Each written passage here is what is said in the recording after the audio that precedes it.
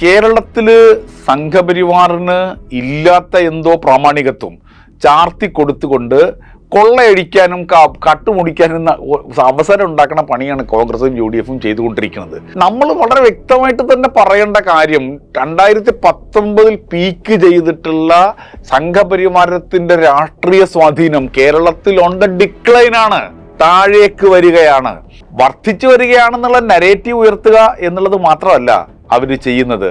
മറിച്ച് ചില സ്ഥലങ്ങളിലൊക്കെ അവർക്ക് ഈ പറയുന്ന ശക്തി ആർജിക്കുന്നതിനുള്ള എല്ലാ സഹായവും ചെയ്തു കൊടുക്കുകയും ചെയ്യും. കേരളത്തിൽ എത്ര ലീനിയറായിട്ടാണെന്നുള്ള റിലേഷനാണ് തൃശ്ശൂർ സുരേഷ് ഗോപിയുടെ വിജയവും മുരളിയുടെ പരാജയവും തമ്മിലുള്ളത്. നേർക്കുനേർ ബന്ധമാണ്. 82,000 വോട്ട് അവരുടേത് കുറയുന്നു. അങ്ങനെ കുറയുന്നത് എന്തുകൊണ്ടാണ്? അവസാന നിമിഷത്തിൽ അവിടുത്തെ സ്ഥാനാർത്ഥിത്വത്തെ സംബന്ധിച്ചിട്ട് ഒരു കൺഫ്യൂഷൻ ഉണ്ടാക്കി ഒരു ട്രപ്പീസ് കളി നടത്തുന്നു. കോൺഗ്രസിന് കുറഞ്ഞ 82,000 വോട്ടിൽ 78,000 വോട്ടിന് സുരേഷ് ഗോപി ജയിക്കുന്നു. വളരെ നേർക്കുനേർ ബന്ധം. ആ നേർക്കുനേർ ബന്ധം അറിയാതെ ഉണ്ടാവുന്നതാണ്. ഒരു ഘട്ടത്തിൽ 65,000 വോട്ട് മേടിച്ചിരുന്ന നേമം മണ്ഡലത്തിനകത്ത് 2 തെരഞ്ഞെടുപ്പ് കഴിഞ്ഞപ്പോൾ കോൺഗ്രസിന്റെ വോട്ട് 13,500 കുറയുന്നു. Can you imagine? 63,000 വോട്ട് മേടിച്ച ഒരു മുന്നണി 13,500 കുറയുന്നത് എങ്ങനെയാണ്?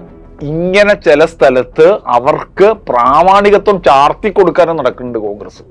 ഈ രണ്ടു പണിയുണ്ട്. ഈ പേടി വരത്തി കിട്ടാവുന്നത് പോക്കറ്റിലാക്കാൻ പറ്റുമെന്ന് നോക്കാം.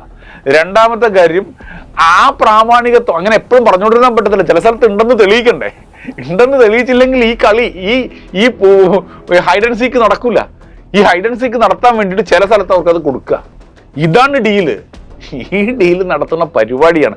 അതിനകത്ത് സമീപകാല കേരളം കണ്ടിട്ടുള്ള ഒരു കഴിഞ്ഞ നമുക്കൊക്കെ ഓർമ്മയുള്ള തെരഞ്ഞെടുപ്പ് ഘട്ടങ്ങളിൽ കണ്ടിട്ടുള്ള ഏറ്റവും ഷൂഡായിട്ടുള്ള രാഷ്ട്രീയക്കാരൻ്റെ പേരാണ് VD സതീശൻ. കേരളത്തിന് തെരഞ്ഞെടുപ്പ് കാലത്ത് കേരളത്തിലെ മാധ്യമങ്ങൾ ചർച്ച ചെയ്യാത്തൊരു കാര്യമാണ് മറ്റത്തൂർ മോഡൽ എന്ന് പറയുന്നത്.